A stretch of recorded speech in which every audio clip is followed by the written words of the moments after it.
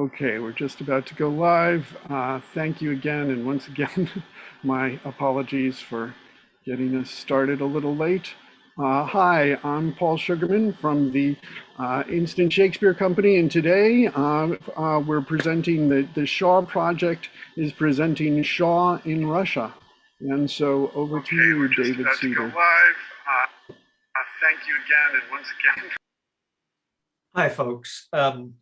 Shaw only wrote 2 plays that were set in Russia, so we're going to do both of them this afternoon.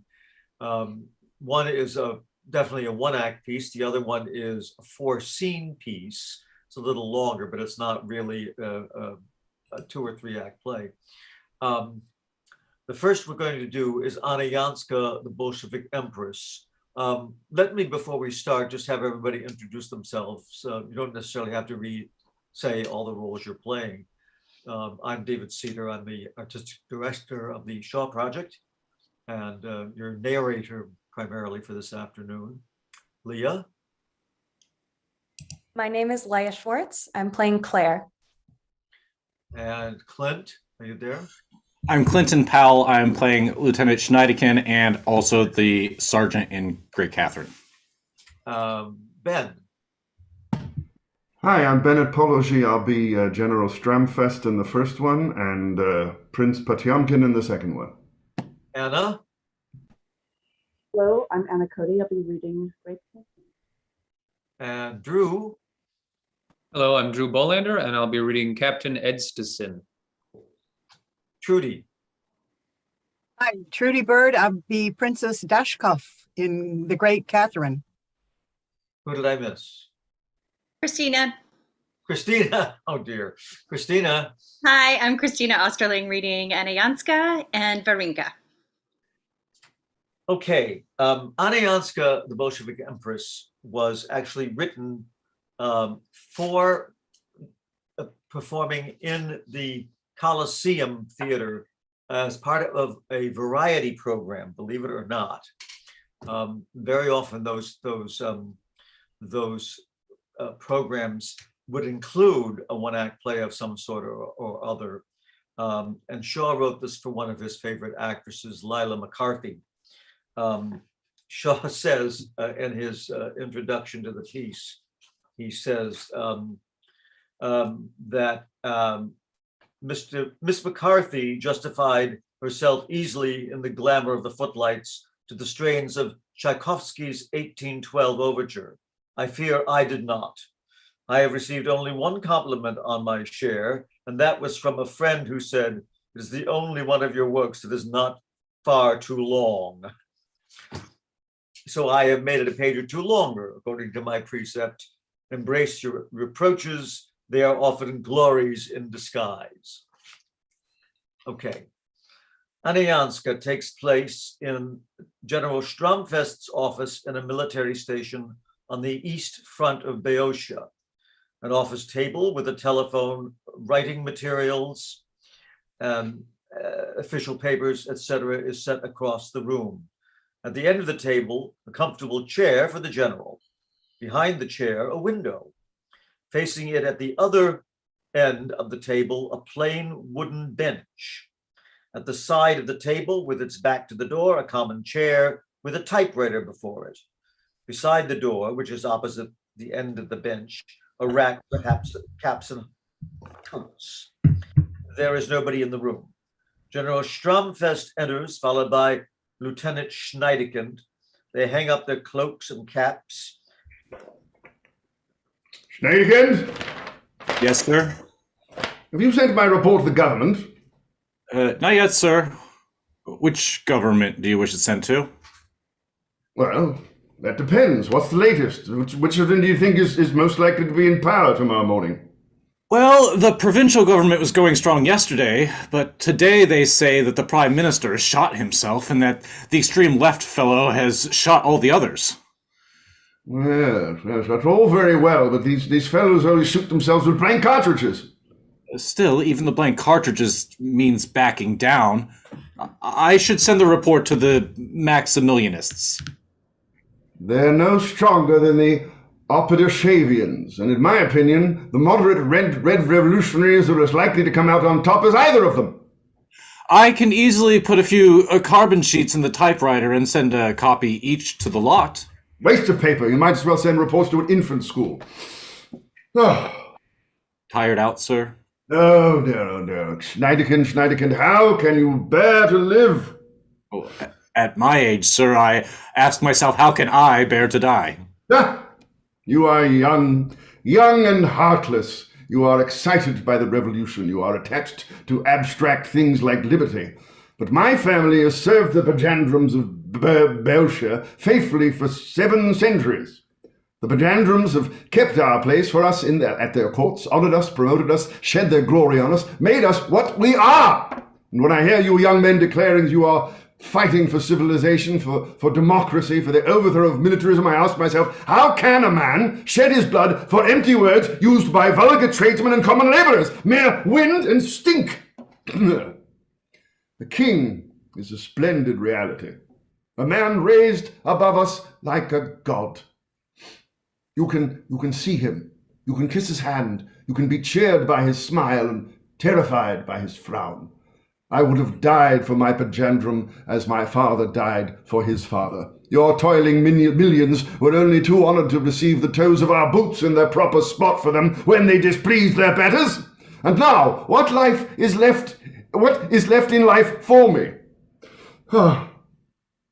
My Pajandrum is deposed and transported to herd with convicts. The army, his pride and joy, is paraded to hear seditious speeches from penniless rebels, with the colonel actually forced to take the chair and introduce the speaker. I myself made commander-in-chief by my own solicitor. A Jew, Schneidekind, an Hebrew Jew. Seems only yesterday that these things would have made the ravings of a madman. Today they are commonplace in the gutter press. I live now for 3 objects only: to defeat the enemy, to restore the Panjandrum, and to hang my solicitor. Be careful, sir. These are dangerous views to utter nowadays. What if I were to betray you? What?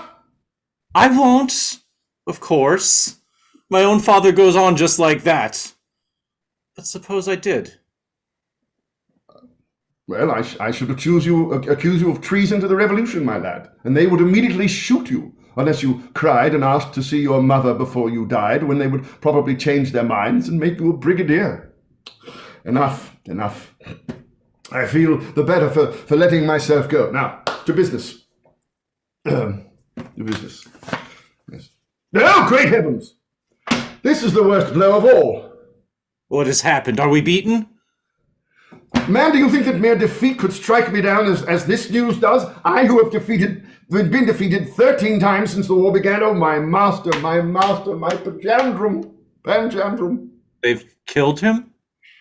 The dagger has been struck through his heart. Good God! And through mine! Through mine! Oh! A metaphorical dagger. I thought you meant a real one. Oh, what has happened? His daughter, the Grand Duchess Annajanska, she whom the Panjandrina loved beyond all her other children, has Committed suicide? No, better if she'd had far better. Left the church?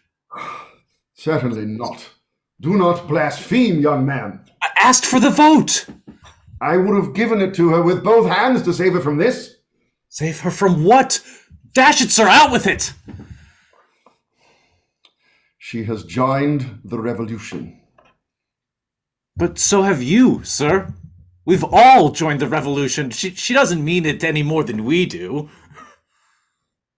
Heaven grant that you may be right. But that is not the worst.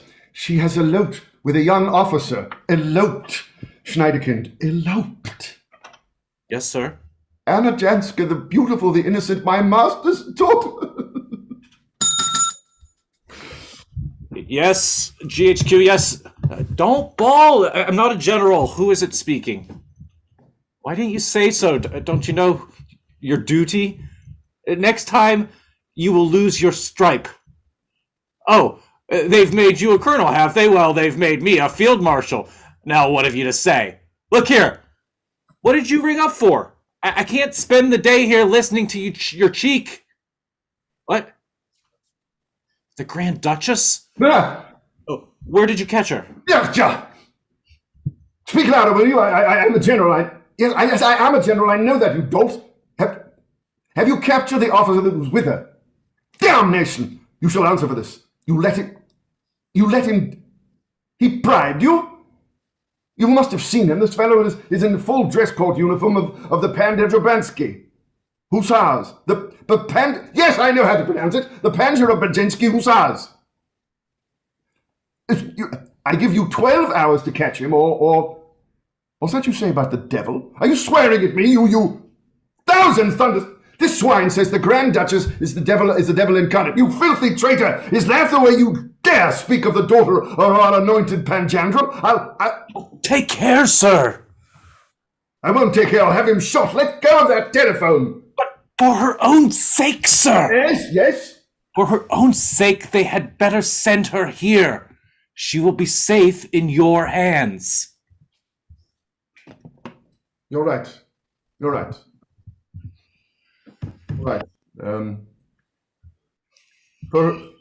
Be civil to him. I should choke. Hello? Oh, never mind all that. It's only a fellow here who has been fooling with the telephone. I had to leave the room for a moment. Wash out and send the girl along. We'll jolly soon teach her to behave herself here, or you've sent her already. Why the devil did you say so? You just fancy they started her off this morning, and all this is because the fellow likes to get on the telephone and hear himself talk now that he is a colonel. What's the matter? Oh, it's our own people downstairs. Here, do you suppose I've nothing else to do than to hang on to the telephone all day? What's that? Not men enough to hold her? What do you mean? She's there, sir. Tell them to send her up. I shall have to receive her without even rising, without kissing her hand, to keep up appearances before the escort. Oh, it would break my heart. Send her up. Cha! He says she's halfway up already. They couldn't hold her. The word go. Place your prisoner on the bench in a sitting position and take your seats right and left of her. Go! Be good enough to wait, prisoner, until the general has read the papers on your case. Let go! Tell them to let go or I'll upset the bench backward and bash the three of our heads on the floor. Oh, little mother, have mercy at the poor. Hold your tongue. Oh, sorry. Me or the soldier? Soldier, madam. Tell him to let go! Release the lady. The soldiers take their hands off her. One of them wipes his fevered brow. The other sucks his wrist. Attention! I will let the man suck his wrist. It may be poisoned, I bit it. You bit a common soldier? Well, I offered to cauterize it with the poker in the office, but he was afraid. What more could I do? Why did you bite him, prisoner? He would not let go. But did he let go when you bit him? No.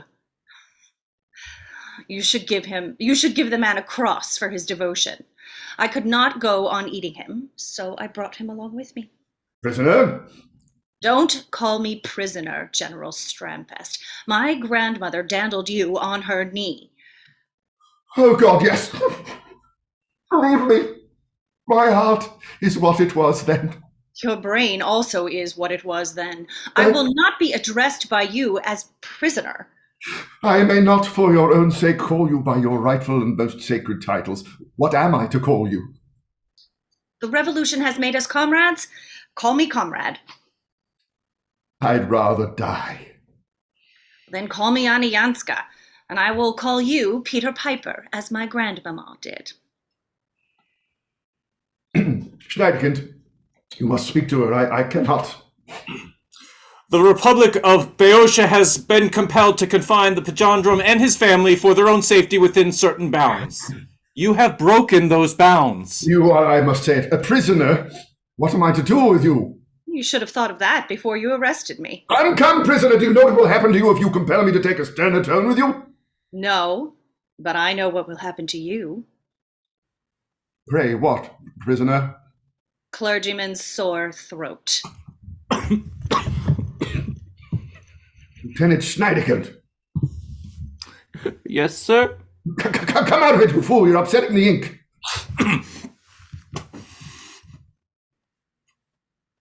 Why don't you laugh?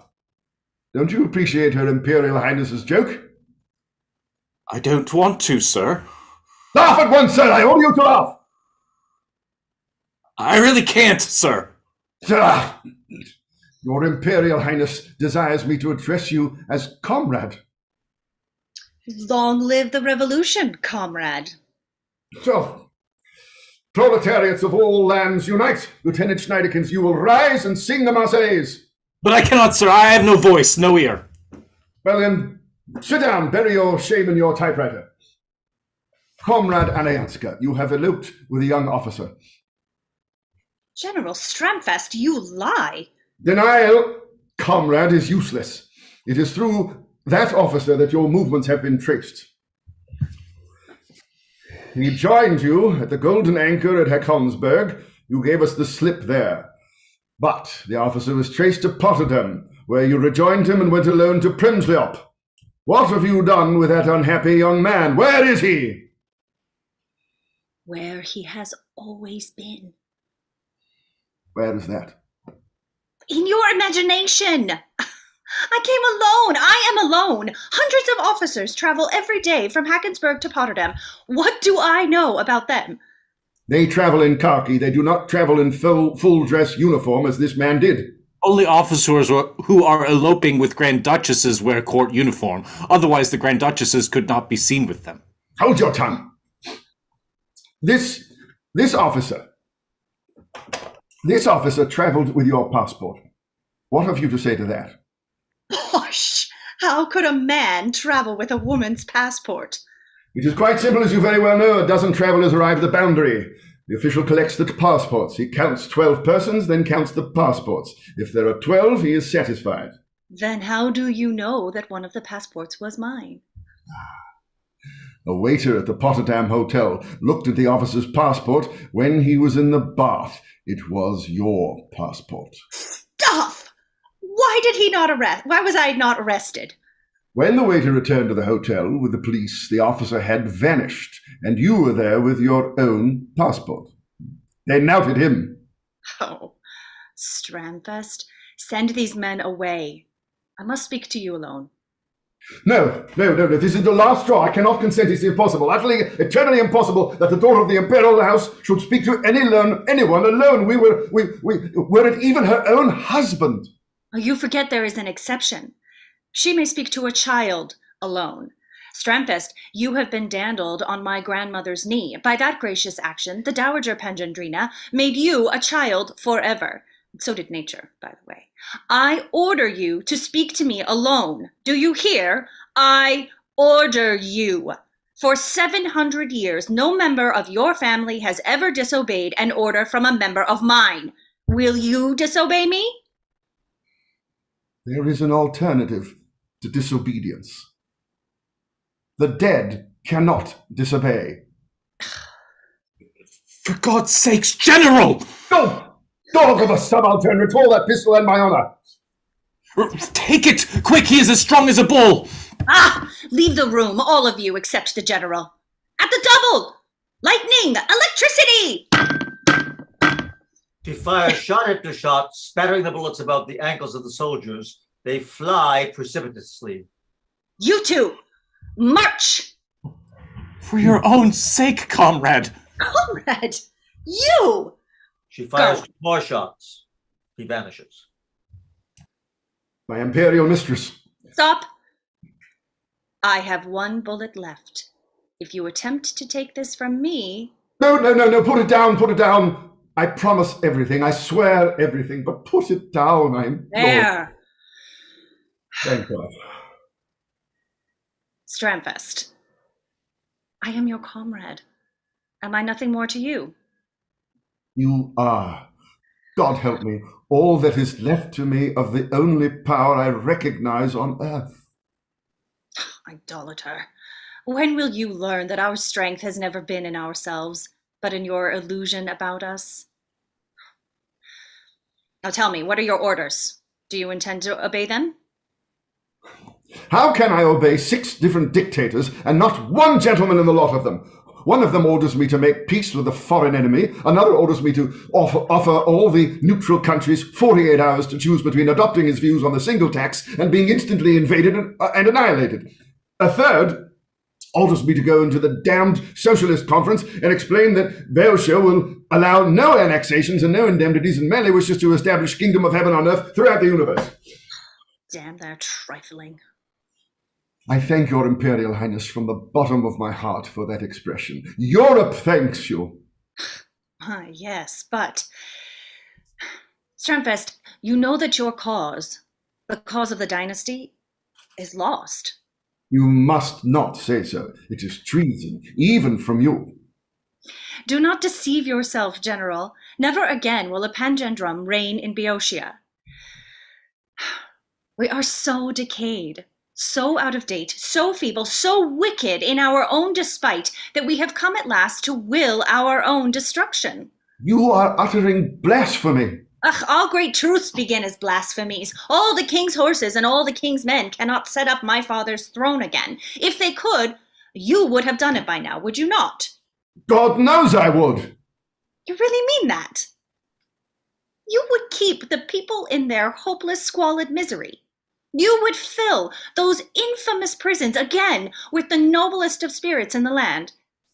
You would thrust the rising sun of liberty back into the sea of blood from which it has risen, and all because there was in the middle of the dirt and ugliness and horror a little patch of court splendor in which you could stand with a few orders on your uniform and yawn day after day and night after night in unspeakable boredom until your grave yawned wider still and you fell into it because you had nothing better to do? How can you be so stupid, so heartless? You must think me mad to think of royalty in such a way. I never yawned in court.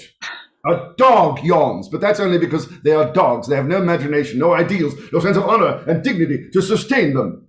Oh, my poor STRAMMFEST. You were not often enough at court to tire of it. You were mostly soldiering, and when you came home to have a new order pinned on your breast, your happiness came through looking at my father and mother and at me and adoring us. Was that not so? Do you reproach me with it? I'm not ashamed of it. It is all very well for you, STRAMMFEST, but think of me, standing there for you to gape at, and knowing that I was no goddess, but only a girl like any other girl. It was cruelty to animals. You could have stuck up a wax doll or a golden calf to worship. It would not have been so bored. Stop, or I shall renounce my allegiance to you. I have had women flogged for such seditious chatter as this. Oh, do not provoke me to send a bullet through your head for reminding me of it. You always had low tastes.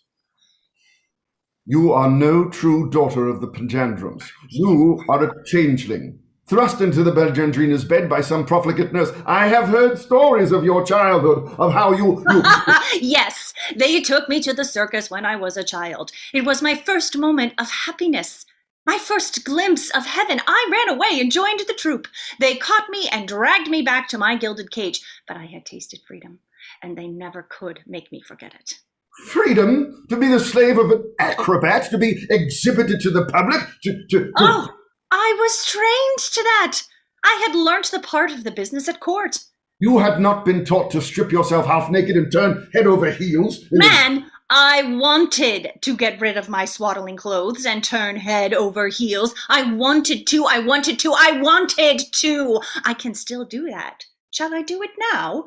If you do it, I swear I shall throw myself from the window so that I may meet your parents in heaven without having my medals torn from my breast by them. Oh, you are incorrigible. You are mad, infatuated. You will not believe that the royal divinities are mere common flesh and blood, even when we step down from our pedestals and tell you ourselves what a fool you are. I will argue no more with you. I will use my power. At a word from me, your men will turn against you. Already half of them do not salute you, and you dare not punish them. You have to pretend not to notice it. It is not for you to taunt me with that, if it is so. I condescend to taunt a common general. You forget yourself, sir. Now at last you speak like your royal self. Oh, STRAMMFEST. They have driven your slavery into your very bones. Why did you not spit in my face? God forbid! Since you will be my slave, take your orders from me. I have not come here to save our wretched family and our blood-stained crown. I am come to save the revolution. Stupid as I am, I have come to think that I had better save that than save nothing. But what will the revolution do for the people? Do not be deceived by the fine speeches of the revolutionary leaders and the pamphlets of the revolutionary writers. How much liberty is there where they have gained the upper hand? Are they not hanging, shooting, imprisoning as much as ever we did? Do they ever tell the people the truth? No. If the truth does not suit them, they spread lies instead and make it a crime to tell the truth. Of course they do. Why should they not? Why should they not? Yes, why should they not? We did it. You did it, whip in hand. You flogged women for teaching children to read. To read sedition, to read Karl Marx. Oh, Shaw! How could they learn to read the Bible without learning to read Karl Marx? Why do you not stand to your guns and justify what you did instead of making silly excuses? Do you suppose I think flogging a woman worse than flogging a man? I, who am a woman myself.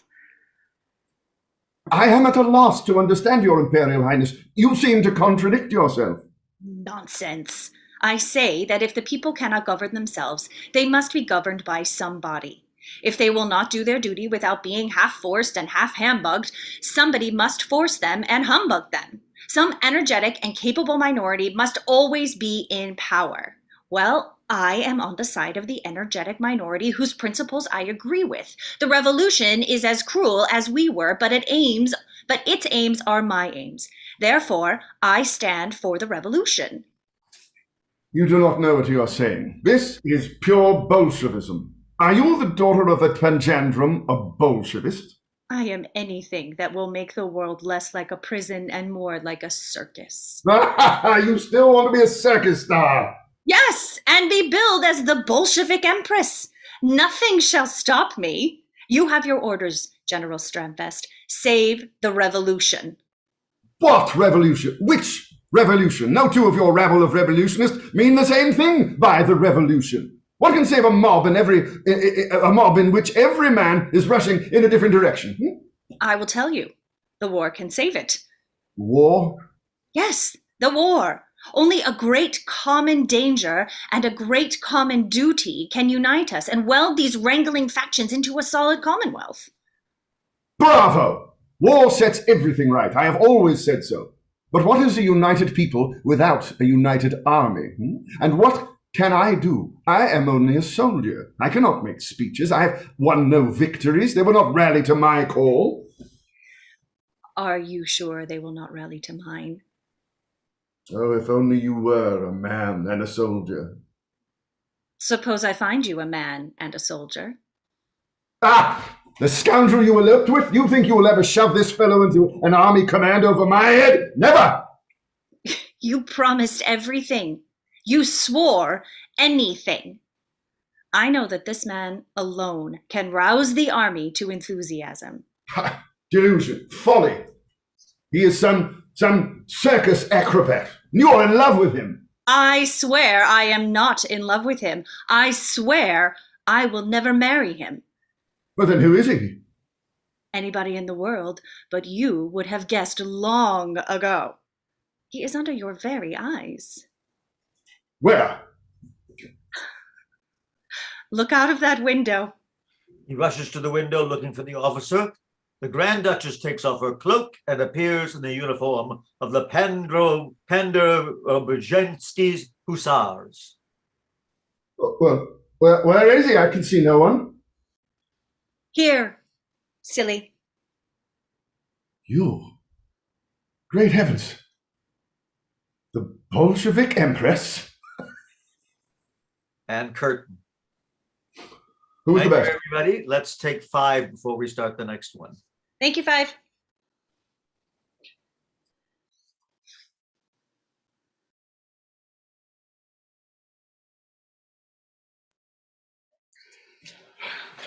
Thank you. Thank you so much. That was a lot of fun.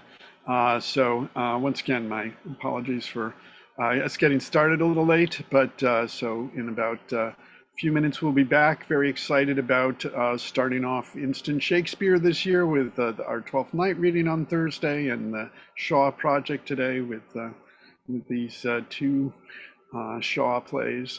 So that's a lot of fun, a lot of happier sort of view on some Russian royals than we get from other actual history. But also, if you like this sort of the idea of this period, I think one great film that really sort of captures the sort of Russia. Well, I mean, not really captures it, but is a lovely portrait of it. Is the 12 Chairs, which was Mel Brooks' second film.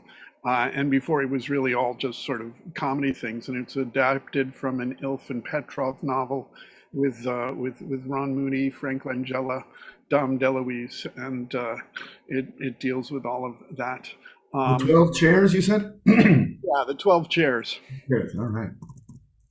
Yeah, it's a good one, and it's good to try and have friendship with Russia in concept, since the country is well, unfortunately, one of the many under authoritarians. So, but we're very excited about this season. Next Saturday, we're having our Moliere, starting off with our first Moliere reading, which will be in celebration of Moliere's 400th birthday, which is January 15th. So that's going to be celebration of that and a reading of Psyche by Moliere, which is actually not really that well known because it's about gods and things and not a comedy, but it was performed for Louis XIV. So that will be a lot of fun. And then we also later in the month on the 29th, since that would be Anton Chekhov's birthday, we're going to have a sort of Chekhov celebration. So possibly doing some readings of some of his one acts, and if people want to bring scenes or speeches, we'll have that on January 29th. And of course, David's event on the 30th. We're going to have a Chekhov off. Yes, a Chekhov off. So you can check that off your list, yes. A Chekhov off. Yes. Okay. Ben, thanks so much for jumping in on that one. I'd like to throw out, I was virtually sight reading that one. What happened to, Dave got sick. Okay. Sorry? Oh, Yeah, sorry to hear that. Yeah, Ken Wayne he'd gotten sick. He's actually recovering now, but he and his mother both had COVID. So oh boy, I tell you. Burning through everybody. I'm expecting, I just hope it doesn't hit while we're our company, while we're trying to do our shows. We've got to. The opera I'm in just got put off 3 months because too many people are sick and they're worried about getting the audience sick. Yeah, we've got, By the way, I heartily recommend you can read it on WashingtonPost.com or CNN.com/Farid and snoop around for the Washington Post column. Farid Zakaria's column about the current state of the pandemic. It's very, very informative and thoughtful, and in some ways hopeful, in many ways hopeful. Yeah. And very, very different than what other people are saying. It's really following where the data is pointing.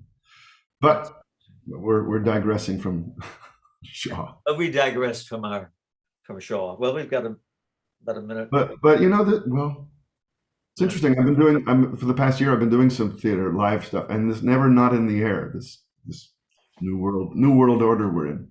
Yeah. Speaking of Dave, I'm pretty recovered, so. Yeah, you sound a lot better. Yeah, beginning to come back. I don't have my Escamillo low notes yet, but it's coming back. So when are you doing the Carmen? Oh, the Carmen is put off, and they're doing. I think in a month they're going to start the next thing. But Carmen's not till the summer now, which is fine. Yeah.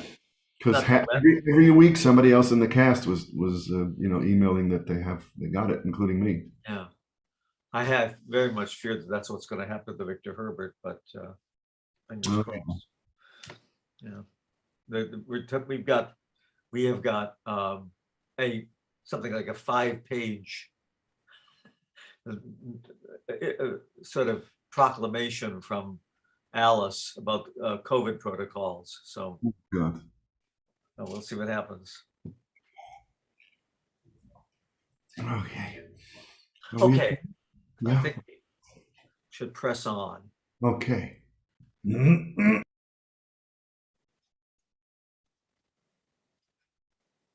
Great Catherine was actually written prior to the play we just did. Actually was performed in 1913. And once again, he wrote it for a specific actress, a woman named Gertrude Kingston. Shaw had told her, she was a popular actress at the time, that she should play queens. And at that point, he didn't feel that there were any good modern plays about queens. So he wrote her one, which was Great Catherine. So let us proceed with that. The year is 1776. Patiomkin in his bureau in the Winter Palace, St. Petersburg. A huge palatial apartment, style Russia in the 18th century, imitating the Versailles du Roi Soleil, extravagant luxury, also dirt and disorder. Patiomkin, gigantic in stature and build, his face marred by the loss of one eye and a marked squint in the other, sits at the end of the table, littered with papers and the remains of 3 or 4 successive breakfasts. He has supplies of coffee and brandy at hand, sufficient for a party of 10. His coat, encrusted with diamonds, is on the floor. It has fallen off a chair placed near the other end of the table for the convenience of visitors. His court sword, with attachments, is on the chair. His 3-cornered hat, also bejeweled, is on the table. He himself is half dressed in an unfastened shirt and an immense dressing gown, once gorgeous, now food splashed and dirty, as it serves him for towel, handkerchief, duster, and every other use to which a textile fabric can be put by a slovenly man. It does not conceal his hairy, huge chest, nor his half-buttoned knee breeches, nor his legs. His feet are thrust into enormous slippers, worth, with their crust of jewels, several thousand rubles apiece. Superficially, Patiomkin is a violent, brutal barbarian. Yet ambassadors report him the ablest man in Russia, and the one who can do most with the still abler Empress Catherine II, who is not a Russian, but a German. She not only disputes with Frederick the Great the reputation of being the cleverest monarch in Europe, but may even put in a very plausible claim to be the cleverest and most attractive individual alive. Now she not only tolerates Patiomkin long after she has got over her first romantic attachment to him, but esteems him highly as a counselor and good friend. A pretty young lady, VARINKA, his favorite niece, is lounging on an ottoman between his end of the table and the door, very sulky and dissatisfied. An old soldier, a Cossack sergeant, enters. Little darling, honey, is His Highness the Prince very busy? His Highness the Prince is very busy. He's singing out of tune, he is biting his nails, he is scratching his head, he is hitching up his untidy stockings. He is making himself disgusting and odious to everybody, and he is pretending to read state papers that he does not understand because he is too lazy and selfish to talk and be companionable. Hey. Little father, the English captain so highly recommended to you by old Fritz of Prussia, by the English ambassador, and by Monsieur Voltaire, whom may God in his infinite mercy damn eternally, is in the antechamber and desires audience. To hell with the English captain. To hell with the old Fritz of Prussia. To hell with the English ambassador. To hell with Monsieur Voltaire. And to hell with you two! Have mercy on me, little father. Your head is bad this morning. You drink too much French brandy and too little good Russian kvass. Why are visitors of consequence announced by a sergeant? What do you mean by this, you hound? You want 5,000 blows with a stick? Where is General Volkonsky? Little father, you kicked His Highness downstairs. You lie, you dog, you lie. Little father, life is hard for the poor. If you say it is a lie, it is a lie. He fell downstairs. I picked him up and he kicked me. They all kick me when you kick them. God knows that is not you. That is not just, little father. Savage. Boot, it is a disgrace. No wonder the French sneer at us as barbarians. Do you think the prince will see the captain, little darling? He will not see any captain. Go to the devil. Be merciful, little father. God knows it is your duty to see him. Intercede for him and for me, beautiful little darling. He has given me a ruble. Send him in and stop pestering me. We're never to have a moment's peace. Have you no shame? You refuse to see the most exalted persons. You kick princes and generals downstairs, and then you see an English captain merely because he has given a ruble to that common soldier? It is scandalous. Darling beloved, I am drunk, but I know what I'm doing. I wish to stand well with the English. And you think you will impress an Englishman by receiving him as you are now, half drunk? It's true. The Englishmen despise men who can't drink. I must make myself wholly drunk. Ugh, sot. Ah! Little father, this is the English captain, so well recommended to her sacred majesty, the Empress. God knows he needs your countenance and protection. He vanishes precipitously, seeing that PATIOMKIN is about to throw a bottle at him.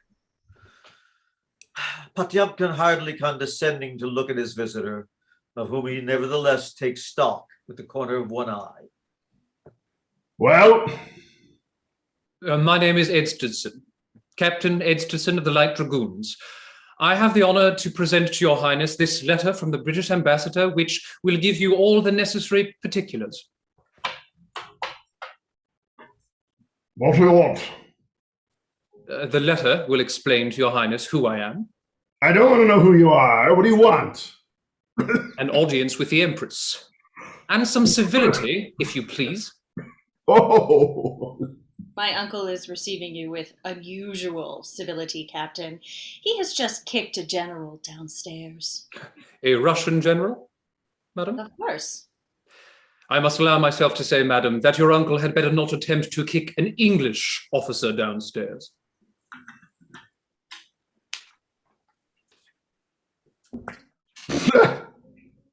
Do you want me to kick you upstairs? You want an audience of the Empress? I've said nothing about kicking, sir. If it comes to that, my boots shall speak for me. Her Majesty has signified a desire to have news of the rebellion in America. I have served against the rebels, and I am instructed to place myself at the disposal of Her Majesty. and to describe the events of the war to her as an eyewitness in a discreet and agreeable manner. I know. You think if she once sets eyes on your face and your uniform, your fortune is made? You think that she could stand a man like me with only one eye and a cross eye at that? She must fall down at your feet at first sight? I think nothing of the sort, and I'll trouble you not to repeat it. If I were a Russian subject and you made such a boast about my queen, I'd strike you across the face with my sword. Ah! Hands off, you swine! Potiomkin, towering over him, attempts to seize him by the throat. EDSTASTON, who is a bit of a wrestler, adroitly backheels him. He falls amazed on his back. Help! Call the guard! The Englishman is murdering my uncle! Help! Help! The guard and the sergeant rush in. EDSTASTON draws a pair of small pistols from his boots and points one at the sergeant and the other at Potiomkin, who is sitting on the floor, somewhat sobered. The soldiers stand irresolute. Stand off! Order them off if you don't want a bullet through your silly head. Little father, tell us what to do. Our lives are yours, but God knows you're not fit to die. Get out. Little father. Get out! Get out, all of you!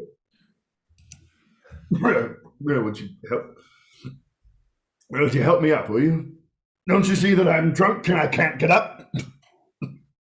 You want to get a hold of me. Very well, then. I'll stay where I am because I'm drunk. And you're afraid of me. I'm not afraid of you. Damn Damn you! your lips you are! Darling, your lips are the gates of truth. Now listen to me. You are Captain... What's his name? Your uncle is the Earl of... What do you call him? Your father's the Bishop of Thingamabob, and you're a young man of the highest...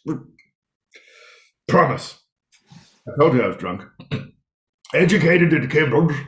Got your step captain as captain of the field at glorious battle of Bunker's Hill. Invalided home from America at the request of Aunt Fanny, lady-in-waiting to the Queen.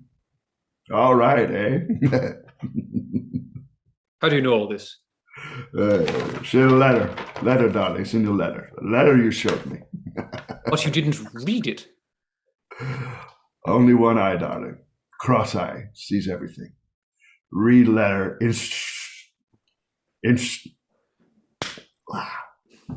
Instantaneously. Kindly give me the vinegar oil. The green bottle. There's only two sober me. I'm too drunk to speak properly. If you would be so kind, this green bottle. I'll get it myself.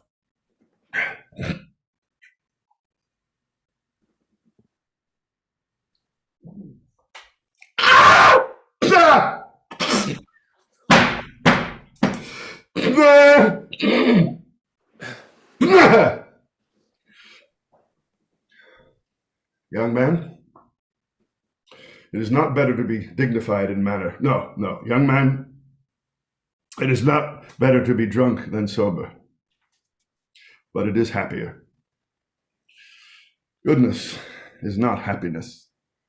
That's an epigram, but I've overdone this. No, I'm too sober now to be good company. Let me redress the balance.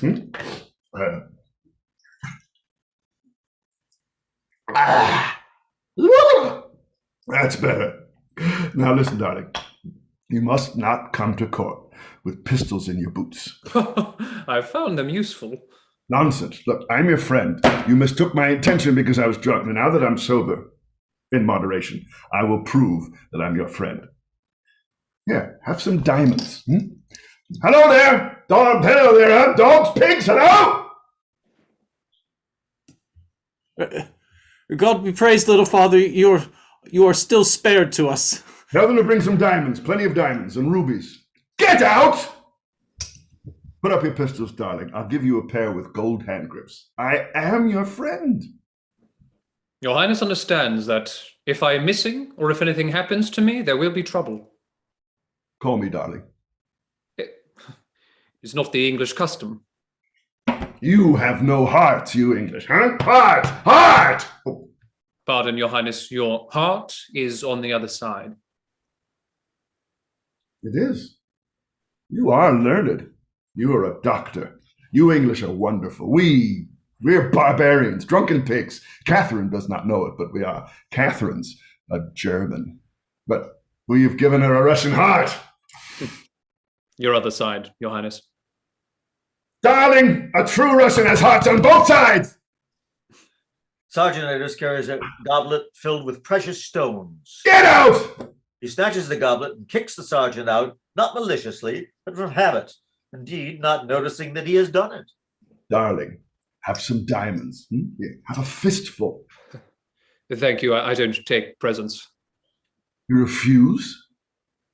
I thank Your Highness, but it is not the custom for an English gentleman to take presents of that kind. Are you really an Englishman? You are the first Englishman I ever saw refuse anything he could get. Listen, darling. You were a wrestler, a splendid wrestler. You threw me on my back like magic, although I could lift you with one hand. Darling, you are a giant. You are a paladin. We wrestle rather well in my part of England. I have a Turk who's a wrestler, prisoner of war. You shall wrestle with him for me. I'd stake 1,000,000 rubles on you. Damn you. Do you think me a prize fighter? How dare you make me such a proposal? Darling, there is no pleasing you. Don't you like me? Well, in a sort of way I do, though I don't know why I should, but my instructions are that I am to see the Empress, and as I... Darling, you shall see the Empress, a glorious woman, greatest woman in the world. But let me give you a piece of advice. I'm still drunk. Hey, water my vinegar. If Catherine takes a fancy to you, you may ask for rubles, diamonds, palaces, titles, orders, anything. You may aspire to everything. Field marshal, admiral, minister, what you will, except Tsar. I tell you, I don't want to ask for anything. Do you suppose I am an adventurer or a beggar? Why not, darling? I was an adventurer. I was a beggar. Oh, you. Well, what's wrong with that? What's wrong with me? You're Russian. That is different. Darling, I'm a man. You're a man. Catherine's a woman. Woman reduces us all to the common denominator. It's another epigram. You understand it, I hope. Have you a college education, darling? I have. Well, certainly. I am a Bachelor of Arts. It's enough that you're a bachelor, darling. Catherine will supply the arts. Another epigram. I am in the vein today. I must ask Your Highness to change the subject. As a visitor in Russia, I am a guest of the Empress, and I must tell you plainly that I have neither the right nor the disposition to speak lightly of Her Majesty. You have conscientious scruples? I have the scruples of a gentleman. In Russia, a gentleman has no scruples. In Russia, we face facts. In England, sir, a gentleman never faces any facts if they are unpleasant facts. In real life, darling, all facts are unpleasant. Another epigram. Where is my accursed chancellor? These gems should be written down, recorded for posterity. But I have not asked you to sit down. I'm a savage. I'm a barbarian. Be seated, Count. Thank you.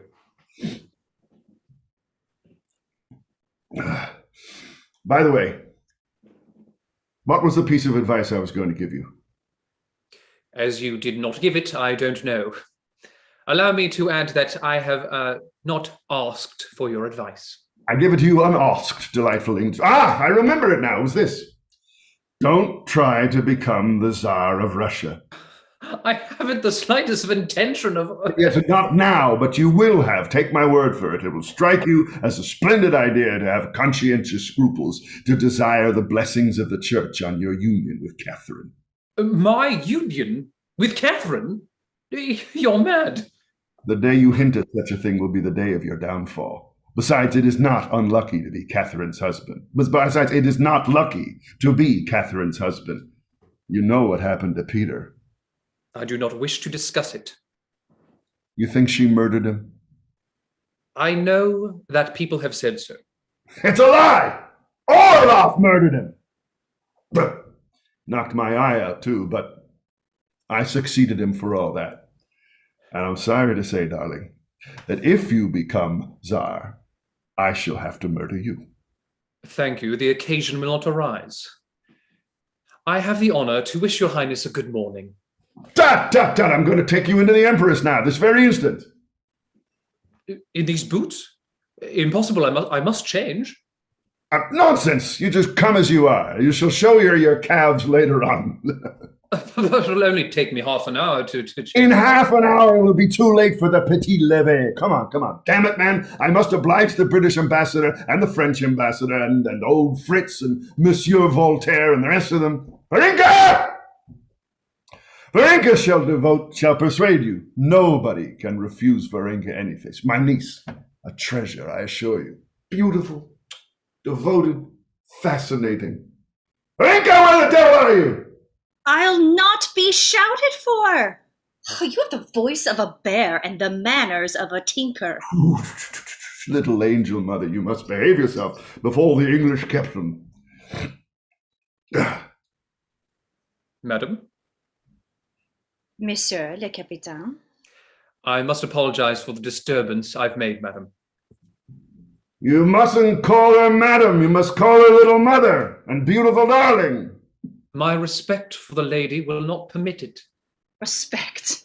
How can you respect the niece of a savage? Oh, madam. Heaven is my witness, little English father. We need someone who is not afraid of him.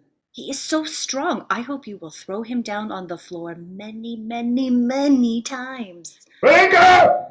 Yes! Don't look through the keyhole of the Imperial bedchamber. Bring me word of whether the Empress is awake yet. Duck! I do not look through keyholes.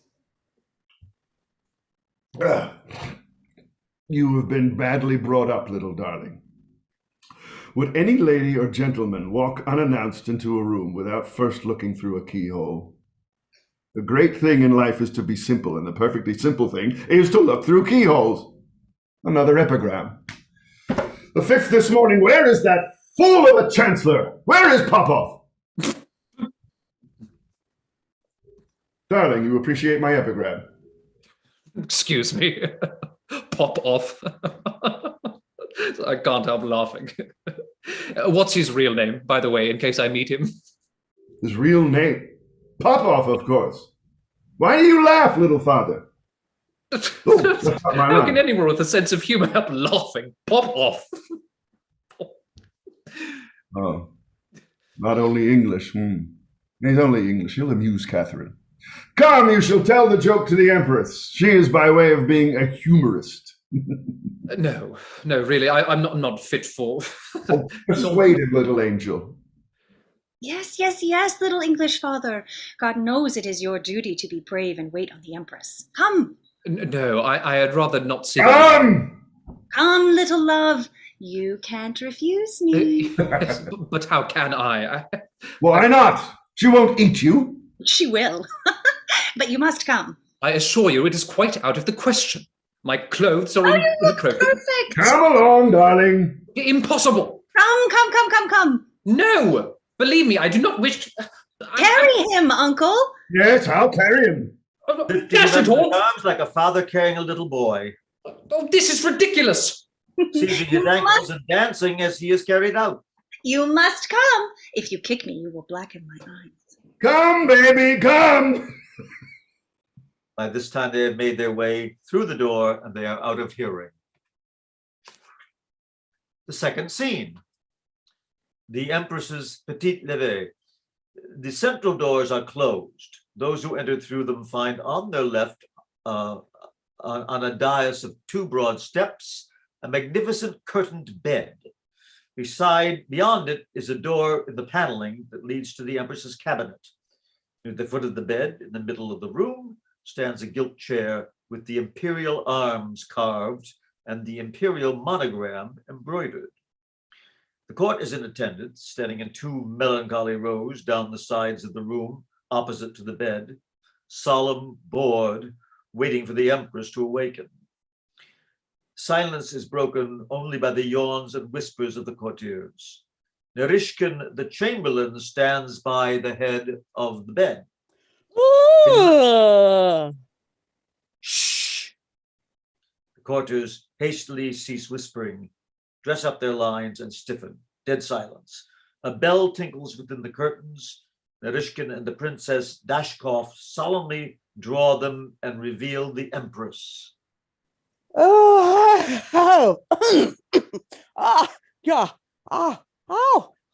What o'clock is it? Her Imperial Majesty is awake. Good morning to your Majesty. Your Majesty. It's 10:30, little mother. That's 1,000. Oh, get up. Get up. Your etiquette bores me. I'm hardly awake in the morning before it begins. Why do they do it, NARYSHKIN? God knows it is not for your sake, little mother. But you see, if you were not a great queen, they would all be nobodies. They make me do it to keep up their own little dignities, so? Exactly. Also because if they didn't, you might have them flogged, dear little mother. Flogged? I, a liberal empress, a philosopher. You are a barbarian, NARYSHKIN. And then, as if I cared. You should know by this time that I am frank and original in character, like an Englishman. No, what matters to me about all this ceremony is that I am the only person in Russia who gets no fun out of my being empress. You all glory in me. You bask in my smiles. You get titles and honors and favors from me. You are dazzled by my crown and my robes.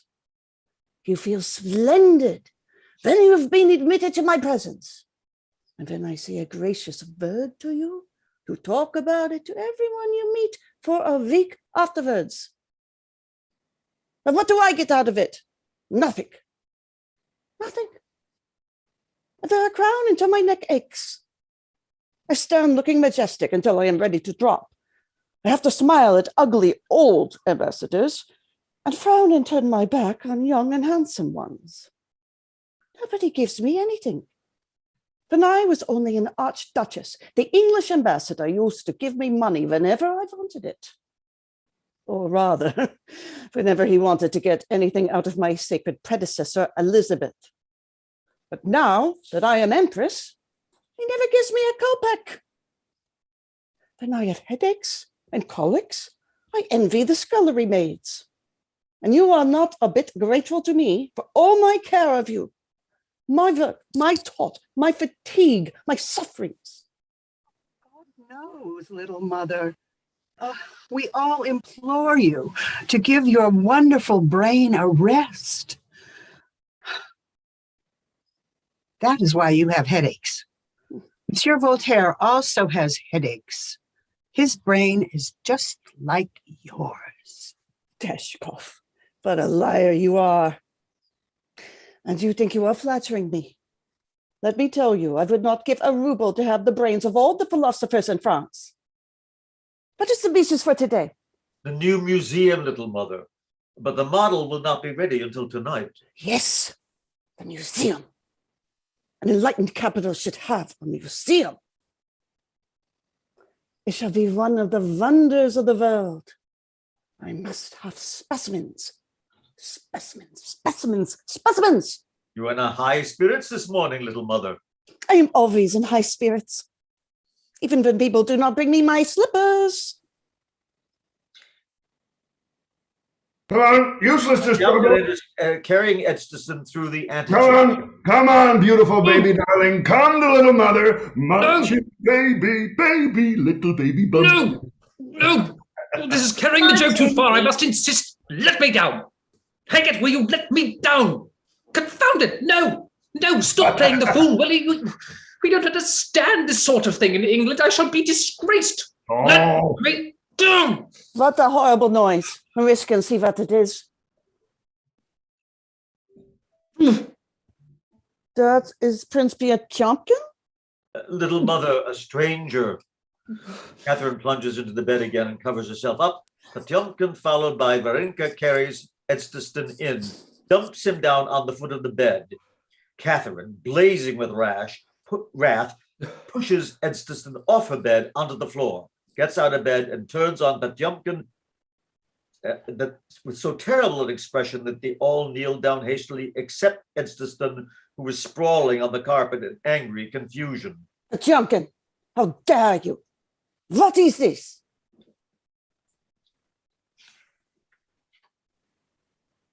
What is this, PATIOMKIN? Madam, this drunken ruffian has dragged me in here. We seem to have lost PATIOMKIN. Hold on a second. Ben? Ben? Sorry, everybody. Okay. Drunken ruffian. Can't even get my buddy computer to turn on. Took advantage of being drunk. Said, take me to little angel mother. Take me to beautiful Empress. Take me to greatest woman on earth. That's what he said. And I took him. I was wrong. I'm not sober. Men have grown sober in Siberia for less, Prince. Serves him right. Disgusting habit. Ask VARINKA. It is true. He drinks like a pig. Not like a pig, like a prince. Little mother made poor PATIOMKIN prince. What's the use of being prince if I mayn't drink? Oh, I am offended. Don't scold, little mother. Go. Yes, go. Bye-bye. Very sleepy. If I go bye-bye, then go Siberia. Go bye-bye, little mother's bed. PATIOMKIN, what are you thinking of? He falls like a log on the floor, apparently drunk. Dulles, an insult to your Imperial Majesty. Dashkoff, you have no sense of humor. Hog!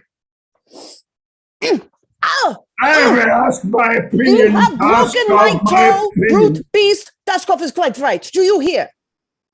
If you ask my opinion of Dashkoff, my opinion is that Dashkoff is drunk, scandalous. Poor PATIOMKIN, go bye-bye. Bye-bye. Let him lie. Let him sleep it off. If he goes out, it will be to a tavern and low company for the rest of the day. He takes a pillow from the bed and puts it under his head. There. VARINKA, who is this gentleman? A foreign captain. I cannot pronounce his name. I think he is mad. He came to the prince and said he must see your majesty. He can talk of nothing else. We could not prevent him. Oh, madam, I am perfectly sane. I am actually an Englishman. I should never have dreamt of approaching your majesty without the fullest credentials. I have letters from the English ambassador, from the Prussian ambassador, but everybody has assured me that Prince PATIOMKIN is all-powerful with your majesty, so I naturally applied to him.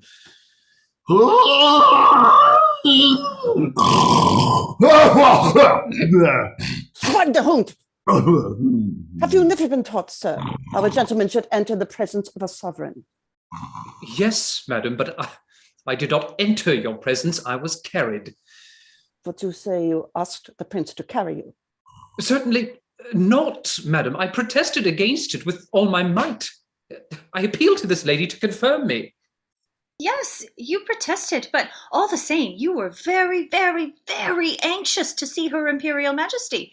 You blushed when the prince spoke of her. You threatened to strike him across the face with your sword because you thought he did not speak enthusiastically enough of her. Trust me, he has seen your Imperial Majesty before. You have seen us before? At the review, madam. I knew it! Your Majesty wore the hussar uniform. He saw how radiant, how splendid your Majesty looked. Oh, he has dared to admire your Majesty. Such insolence is not to be endured. All Europe is a party to that insolence, madam. All Europe is content to do so at a remarkable distance. It is possible to admire Her Majesty's policy and her eminence in literature, and without performing acrobatic feats on the imperial bed. I know nothing about Her Majesty's eminence in policy or philosophy. I don't pretend to understand such things. I speak as a practical man, and I never knew that foreigners had any policy. I always thought that policy was Mr. Pitt's business. So? What else did you presume to admire Her Majesty for, pray? Well, yeah, that is, We are waiting for your answer. but I never said I admired Your Majesty. The lady has twisted my words. You don't admire her, then? Well, naturally, of course. I can't deny that the uniform was very becoming, perhaps a little unfeminine, but still.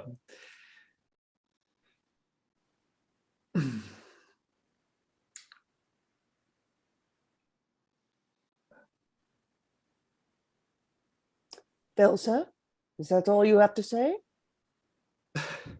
Surely there's no harm in noticing that Noticing that,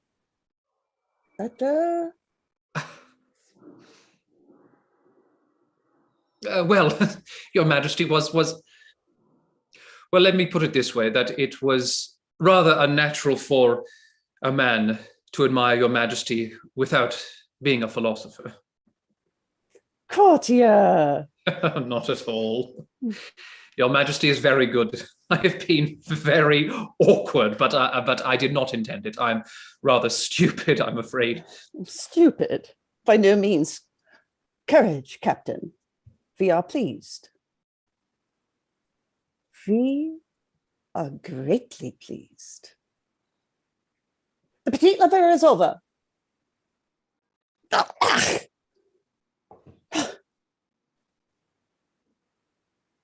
We thank you, Captain, for moving him out of our way. Happy little father, remember, I did this for you.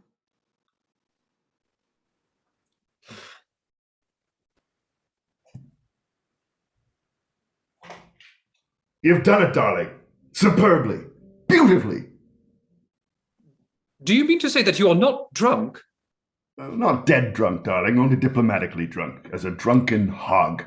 I have done for you in 5 minutes what I could not have done in 5 months as a sober man. Your fortune is made. She likes you. The devil she does. Why, aren't you delighted? Delighted? For gracious heavens, man, I am engaged to be married. What what matter? She's in England, isn't she? No, she is just arrived in St. Petersburg.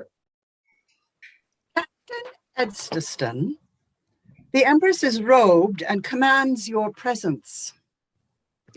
Say I was gone before you arrived with the message. We'll have him knouted. He's a dead man. But what am I to do? I cannot take such an answer to the Empress. Oh, God, I must kick somebody. No, please. Oh, kick me, disable me. It will be an excuse for not going back to her. Kick me hard. Ah! He dashes after NARYSHKIN. End of scene 2. Scene 3. In a terrace garden overlooking the Neva, Claire, a robust young English lady, is leaning on the river wall. She turns expectantly on hearing the garden gate opened and closed. EDSTASTON hurries in. With a cry of delight, she throws her arms around his neck. Darling. Don't call me darling. Why? I've been called darling all morning. By whom? By everybody. By the most utterable swine. And if we do not leave this abominable city, do here now, I shall be called darling by the Empress. She would not dare. Did you tell her you were engaged to me? Of course not. Why? Because I didn't particularly want to have you knouted and be hanged or sent to Siberia myself. What on earth do you mean? Well, the long and short of it is, And don't think me a coxcomb, Claire. This is too serious to mince matters. I have seen the Empress and... Well, you wanted to see her. Yes, but the Empress has seen me. She has fallen in love with you. How did you know? Oh, dearest, as if anyone could help it. Oh, don't make me feel like a fool. But though it does sound conceited to say it, I flatter myself I'm better looking than that PATIOMKIN and the other hogs she's accustomed to. Anyhow, I daren't risk staying. What a nuisance. Mamma will be furious at having to pack and at missing the court ball this evening. I can't help that. We haven't a moment to lose. May I tell her she will be knouted if we stay? Do, dearest. He kisses her. Is she good looking when you see her close? Yeah, not a patch on you, dearest. Then you did see her close. Fairly close. How? Indeed, how close? No, that's silly of me. I will tell Mamma. She is going out when NARYSHKIN enters with the sergeant and a squad of soldiers. What do you want here? The sergeant goes to EDSTASTON, plumps down on his knees, and takes a pair of magnificent pistols with gold grips. He proffers them to EDSTASTON, holding them by the barrels. Captain EDSTASTON, His Highness Prince PATIOMKIN sends you the pistols he promised you. Take them, little father, and do not forget us poor soldiers who have brought them to you. For God knows we get but little to drink. But I can't take these valuable things, but by Jiminy, though, they are beautiful. Look at them, Claire. As he is taking the pistols, the kneeling sergeant suddenly drops them, flings himself forward, and embraces EDSTASTON's hips to prevent him from drawing his own pistols from his boots. Lay hold of him there, pin his arms, I have his pistols! The soldier sees EDSTASTON. Oh, would you? Damn you! He drives his knee into the sergeant's epigastrium and struggles furiously with his captors. Ow! Murder! Holy Nicholas, ow! Help! Help! They are killing Charles! Help! Tie him neck and crop. 10,000 blows with the stick if you let him go. Yow! Claire twists herself loose, turns at him and cuffs him furiously. Yow! Have mercy, little mother. You wretch! Help! Help! Police! We are being murdered! Help! The sergeant who has risen comes to NARYSHKIN's rescue and grasps Claire's hands, enabling NARYSHKIN to gag her again. By this time, EDSTASTON and his captors are all rolling on the ground together. They get EDSTASTON on his back and fasten his wrists together behind his knees. Next, they put a broad strap round his ribs. Finally, they pass a pole through his breast strap and through the wrist strap and lift him by it, helplessly trussed up to carry him off. You shall hear more of this. Damn you, will you untie me? I will complain to the ambassador. I will write to the Gazette. England will blow your trumpery little fleet out of the water and sweep your tin-pot army into Siberia for this. Will you let me go? Damn you! Curse you! What the devil do you mean by it? He's carried out of hearing. Ah, she hasn't bitten me, the little vixen. How dare you put your dirty paws on my mouth? Ugh! Ugh! Oh, be merciful, little angel mother. Do not presume to call me your little angel mother. Where are the police? The police in St. Petersburg, little Spitfire. God knows we have no orders to harm you, little mother. Our duty is done. You are well and strong, but I shall never be the same man again. He is a mighty and terrible fighter, as stout as a bear. He's broken my sweet bread with his strong knees. God knows poor folks should not be set upon such dangerous adversaries. Serve you right. Where have they taken Captain EDSTASTON to? To the Empress, little beauty. He has insulted the Empress. He will receive 101 blows of the knout. He will feel only the first 20, and he will be mercifully dead long before the end, little darling. Oh, they dare not touch an English officer. I will go to the Empress myself. She cannot know who Captain EDSTASTON is, who we are. Do so in the name of the Holy Nicholas, little beauty. Don't be impertinent. How can I get admission to the palace?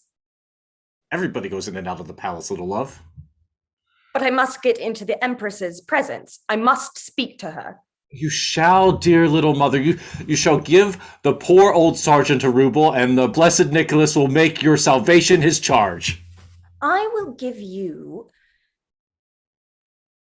Well, I don't mind giving you 2 rubles if I can speak to the Empress.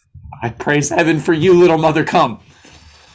It was the temptation of the devil that led your young man to bruise my vitals and deprive me of breath. We must be merciful to one another's faults. End of scene 3. Scene 4. A triangular recess. A triangular recess communicating by a heavy curtained arch with the huge ballroom of the palace.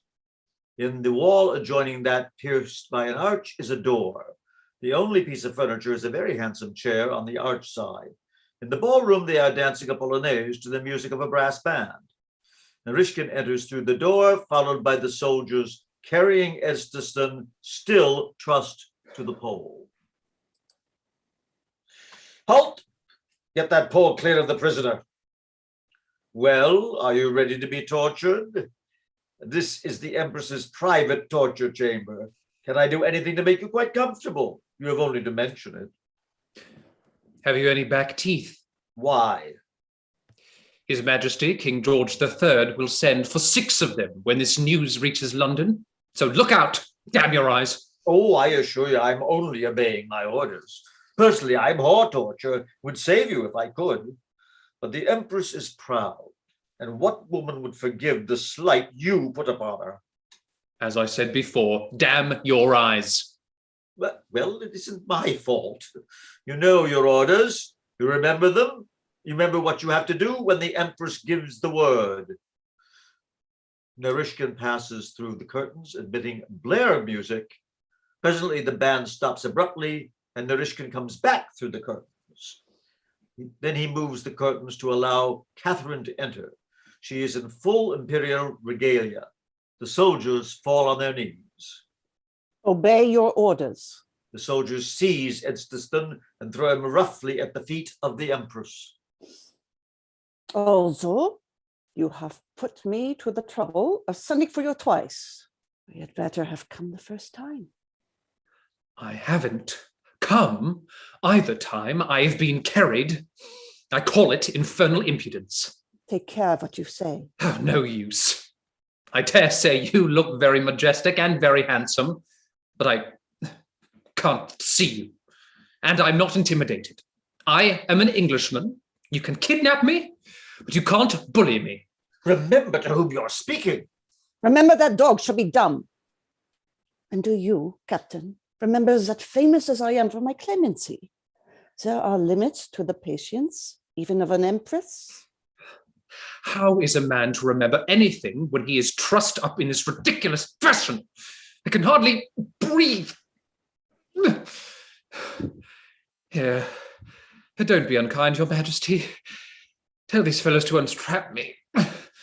You know, you really owe me an apology. You think you can escape by appealing, like Prince PATIOMKIN, to my sense of humor? Sense of humor? Oh, I like that. Would anybody with a sense of humor make a guy of a man like this and then expect him to take it seriously? I say, do you tell them to loosen these straps? Why should I, pray? Why? Why? Why?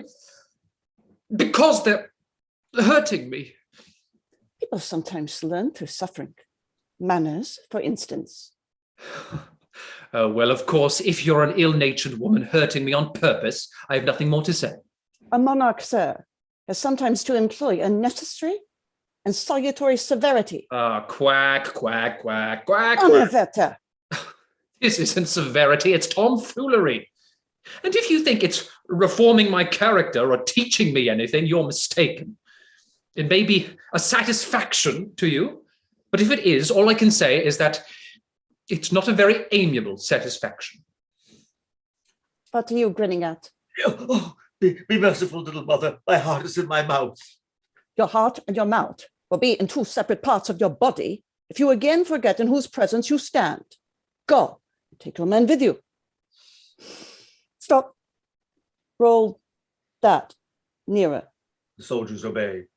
Not so close. Did I ask you for a footstool? I really must ask your majesty not to put the point of your imperial toe between my ribs. I'm ticklesome. Indeed. All the more reason for you to treat me with respect, Captain. Be gone. How many times must I give an order before it is obeyed? Little mother, they have brought some instruments of torture. Will they be needed?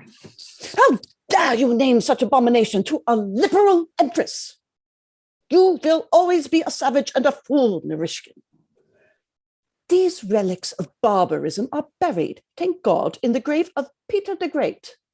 My methods are more civilized. She extends her toe towards EDSTASTON's ribs. If your majesty does that again, I will write to the London Gazette. Leave us, quick. Do you hear? 5,000 blows of the stick to the soldier who is in the room when I speak next. NARYSHKIN, are you waiting to be knouted? Catherine and EDSTASTON are now alone. Catherine has in her hand a scepter or a baton of gold. Wrapped round it is a new pamphlet in French entitled L'Homme aux 40 écus. She calmly unrolls this and begins to read it at her ease as if she were quite alone. She becomes more and more absorbed in the pamphlet. Ausgezeichnet.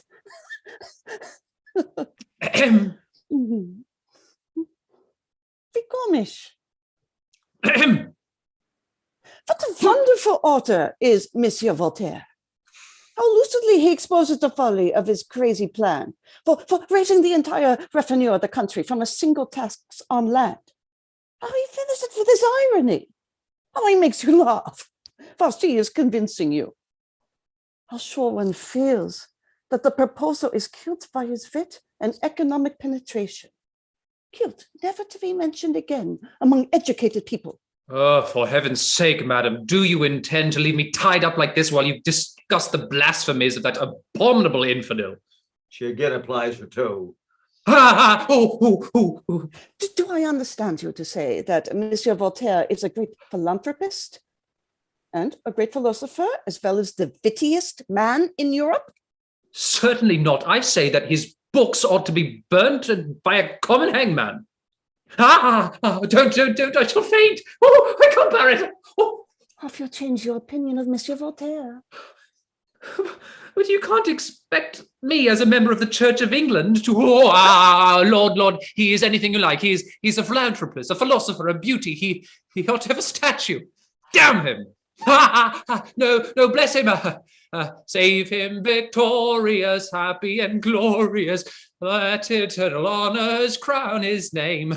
Voltaire is thrice worthy on the rolls of fame. Now, will you let me up? And look here, I can see your ankles when you tickle me. It's not ladylike. Is the spectacle so disagreeable? Oh, it's agreeable enough, only, for heaven's sake, don't touch me in the ribs. Captain Edson, why did you refuse to come when I sent for you? Madam, I cannot talk tied up like this. Do you still admire me as much as you did this morning? How can I possibly tell when I can't see you? Let me get up and look. I can't see anything now except my toes and yours. Do you still admire me? Do you still intend to write to the London Gazette about me? Not if you will loosen these straps. Quick, loosen me, I'm fainting. I don't think you are. Oh, cat! What? No, angel! Geliebter! I don't know a word of German, but that sounded kind. Little mother, little beautiful, little darling angel mother, don't be cruel and tie me. Oh, I beg, I implore you. Don't be unkind, I shall go mad. You are expected to go mad with love when an empress deigns to interest herself in you. When an empress allows you to see her foot, you should kiss it. Captain Edstaston, you are a booby. I am nothing of the kind. I have been mentioned in dispatches as a highly intelligent officer. And let me warn your majesty that I am not so helpless as you think. The English ambassador is in the ballroom. A shout from me will bring him to my side, and then where will your majesty be? I should like to see the English ambassador or anyone else pass through that curtain against my orders. It might be a stone wall 10 feet thick. Shout your loudest. Sob, curse, scream, yell. Stop, Lord! Turn back! You cannot pass! Hold it back there! Let me go. They are torturing Charles in there. I will go. How can you all dance if nothing has happened? Let me go, I tell you. Let me go. How dare you? Oh, dare your grandmother. Where's my Charles? What are you doing to him? Claire, loosen these straps in heaven's name, quick. Oh, how dare they tie you up like that? You wicked wretch, you Russian savage. Now self-control. Self-control, Catherine. Philosophy. Europe is looking on. Steady, dearest. It is the Empress. Call her your Imperial Majesty. Call her Star of the North, little mother, little darling. That's what she likes. But get these straps off. Be quiet, dear. I cannot get them off if you move. Keep quite still, Captain. Was that what I thought was your being tortured? That is the favorite torture of Catherine II, mademoiselle. I think the captain enjoys it very much. Then he can have as much of it more as he wants. I am so sorry I intruded. He catches a train in his teeth and holds on like a bulldog. Don't go, don't leave me in this horrible state. Loosen me. Go! You are undignified and ridiculous enough yourself without making me ridiculous. She snatches her train away. Ah! Ow! You nearly pulled my teeth out. No worse than the Star of the North. Oh, darling little mother, you have a kind heart, the kindest in Europe. Have pity, have mercy. I love you. Release me. Well, just to show you how much kinder a Russian savage can be than an English one. Though I am sorry to say, I am a German. Here goes.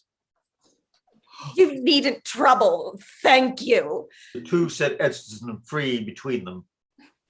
Now get up, please, and conduct yourself with some dignity if you are not utterly demoralized. Dignity? Ow, I can't. I'm stiff all over. I shall never be able to stand again. Lord, it hurts. Yeah, ow, ow. Oh, little angel mother, don't ever do this to a man again. Nut him, kill him, roast him, baste him, head him, hang and quarter him, but don't tie him up like that and tickle him. Your young lady seems to think that you enjoyed it. I know what I think. I will never speak to him again. Your Majesty can keep him as far as I'm concerned. But not deprive you of him for worlds. Though really, I think he is rather a darling. So I see, indeed. Don't be angry, dearest. In this country, everybody's darling. I'll prove it to you. Will your Majesty be good enough to call Prince PATIOMKIN? Why? To oblige me? PATIOMKIN! Here, to me! Go on with your music there, you fools! The English captain wants you, little darling. Precisely. You observe, my love, little darling. Well, if your Majesty calls him little darling, is it my fault that she calls me one too? I don't care. I don't think you ought to have done it. I am very angry and offended. They tied me up, dear. I couldn't help it. I fought for all I was worth. He fought with the strength of lions and bears. God knows I shall carry a broken sweetbread to my grave. You can't mean to throw me over, Claire. Claire? Claire? Oh, sweet little angel lamb, he loves you. It shines in his darling eyes. Pardon him, pardon him. Pardon him, little cherub, little wild duck, little star, little glory, little jewel in the crown of heaven. This is perfectly ridiculous. Pardon him, little delight, little sleeper in a rosy cradle. I will do anything if you'll only let me alone. Pardon him, lest the mighty man bring his whip to you. God knows we all need pardon. I pardon him! Ah, embrace her, victor of Bunkers Hill. Kiss her till she swoons. Receive her in the name of the holy Nicholas. She begs you for 1,000 dear little kisses all over her body. Do not. PATIOMKIN throws her into EDSTASTON's arms. Oh! The pair, awkward and shamefaced, recoil from one another and remain utterly inexpressive. There is no help for it, Captain. This is Russia, not England. I have no objection. Only one kiss. And on the forehead, fish. See how I kiss? Though it is only my horribly ugly old uncle. Sainted Nicholas, bless your lambs. You wonder now that I love Russia as I love no other place on earth? Majesty, the model for the new museum has arrived. Let us go. I can think of nothing but my museum. Captain, I wish you every happiness that your little angel can bring you. I could have brought you more, but you did not think so. Farewell. I feel your Majesty's kindness so much that I really cannot leave you without a word of plain, wholesome English advice. Advise the Empress? Madman, take care. Sainted Nicholas. After all, though your Majesty is, of course, a great queen, yet when all is said, I am a man, and your Majesty is only a woman. Believe me, this Russian extravagance will not do. I appreciate it as much as any man, the warmth of your heart that prompts it, but it is overdone. It is hardly the best taste. It is, really, I must say it, it is not proper. So? Not that I cannot make allowances. Your Majesty has, I know, been unfortunate in your experience as a married woman. Amaveta. No, don't say that. Don't think of him that way. After all, he was your husband, and whatever faults he may have, whatever his faults may have been, it is not for you to think unkindly of him. I shall forget myself. Come, I'm sure he really loved you, and you truly loved him. No, Catherine. What would Voltaire say? Oh, no, never mind that vile scoffer.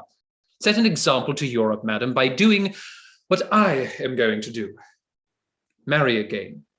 Marry some good man who will be a strength and a support to you in your old age. My old? Oh, yes, we must all grow old, even the handsomest of us. Thank you. You will thank me even more when you see your little ones around your knee and your man there by the fireside in the winter evenings. By the way, I forgot that you have no fireside here in spite of the coldness of the climate. So, shall I say by the stove? Certainly, if you wish. The stove, by all means. Madam, abolish the stove. Believe me, there is nothing like a good old open grate. Home, duty, happiness. They all mean the same thing, and they all flourish best on the drawing room hearthrug. And now, my love, we must not detain the Queen. She is anxious to inspect the model of her museum, to which I am sure we wish every success. I am not detaining her. Well, goodbye. Goodbye, Prince. Come and see us if you ever visit England. Spy of you, Deepdean, Little Mugford, Devon. Will always find me. Goodbye, mademoiselle. Goodbye, little mother, if I may call you that, just once. VARINKA puts up her face to be kissed. No. You don't mean that, you know. Naughty. Goodbye, my friend. You will drink our healths with us. The blessed Nicholas will multiply your fruits, little father. Goodbye, goodbye, goodbye, goodbye, goodbye, goodbye.